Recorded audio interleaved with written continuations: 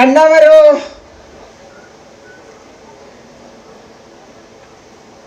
ಸಾಯಬಾರದ ಕಾಲಕ್ಕೆ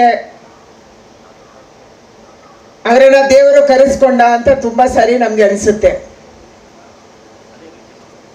ಇವತ್ತಿಗೂ 97ನೇ ವರ್ಷ ಅಂದ್ರೆ ದೊಡ್ಡ ವಯಸ್ಸಲ್ಲ.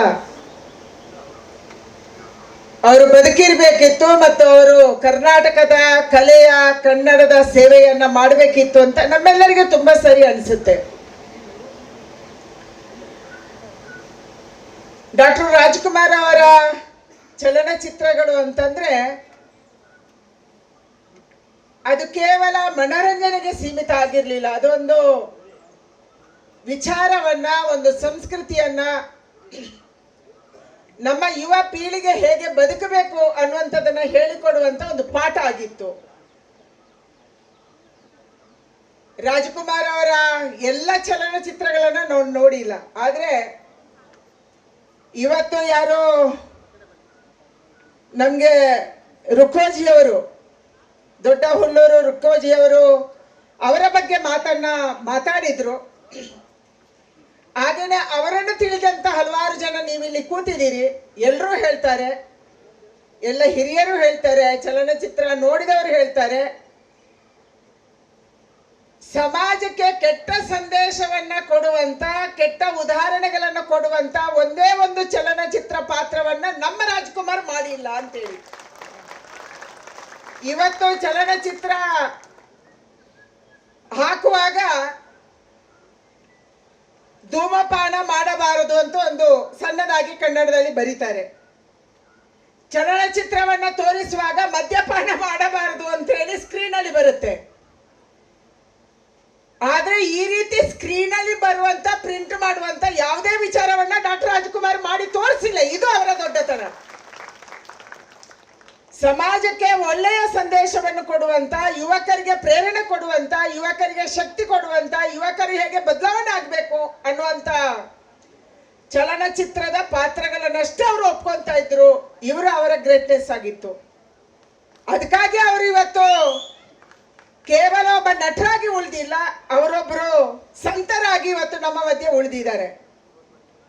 ಚಲನಚಿತ್ರದ ಮಂದಿ ಸಂತರಾಗೋದು ಕಷ್ಟದ ಕೆಲಸ.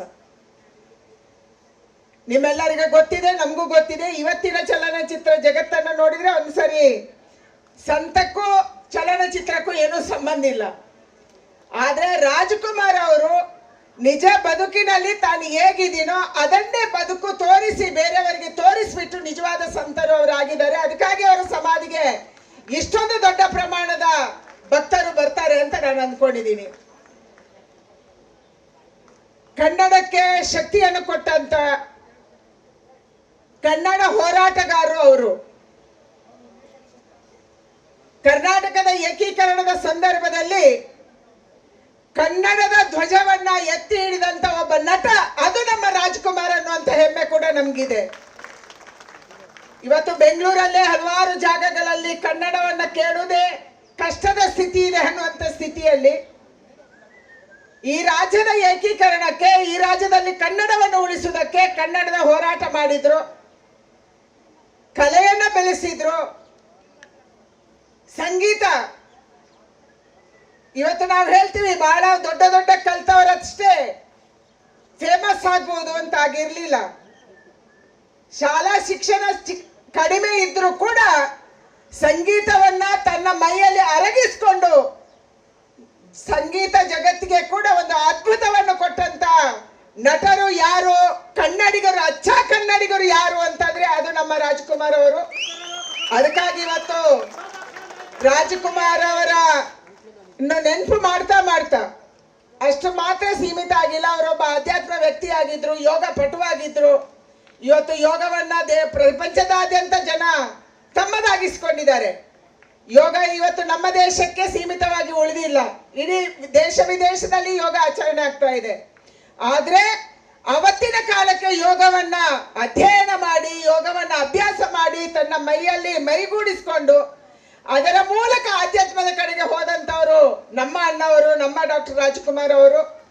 ಅದಕ್ಕಾಗಿ ಅವರ 97ನೇ ವರ್ಷದ ಈ ಜನ್ಮ ದಿನಾಚರಣೆಯ ಸಂದರ್ಭದಲ್ಲಿ ಮತ್ತೊಂದ್ಸರಿ ಅವರ ಪಾದಾರವಿಂದಕ್ಕೆ ನಮನಗಳನ್ನ ಸಲ್ಲಿಸ್ತಾ ಅವರು ಹಾಕಿಕೊಟ್ಟಂತ ದಾರಿ, ಅವರು ಕೊಟ್ಟಂತ ಪ್ರೇರಣೆ, ಅವರು ಕನ್ನಡಿಗರಿಗೆ ಮತ್ತು ಕಲಾವಿದರಿಗೆ ಕೊಟ್ಟಂತ ಒಂದು ದಾರಿದೀಪ, ಒಂದು ದಾರಿ ನಮ್ಮ ಮುಂದಿನ ಪೀಳಿಗೆಗೂ ಕೂಡ ದಾರಿದೀಪ ಆಗಲಿ ಅನ್ನುವಂಥ ಆಶಯವನ್ನ ವ್ಯಕ್ತ ಮಾಡಿ ಬಹಳ ಖುಷಿ ಆಯಿತು. ಇವತ್ತು ಡಾಕ್ಟರ್ ರಾಜ್ಕುಮಾರ್ ಅವರ ಅತ್ಯಂತ ಪ್ರೀತಿಯ ಪುತ್ರ ರಾಘವೇಂದ್ರ ರಾಜ್ಕುಮಾರ್ ಅವರು ಕೂಡ ಬಂದು ನಮ್ಮೆಲ್ಲರನ್ನ ಹರಿಸುವಂತ ಕೆಲಸವನ್ನ ಮಾಡಿದ್ದಾರೆ. ಎಲ್ಲ ಕಲಾವಿದರು ಬಂದಿದ್ದೀರಿ, ನೀವೆಲ್ಲರೂ ಕೂಡ ಬಂದಿದ್ದೀರಿ.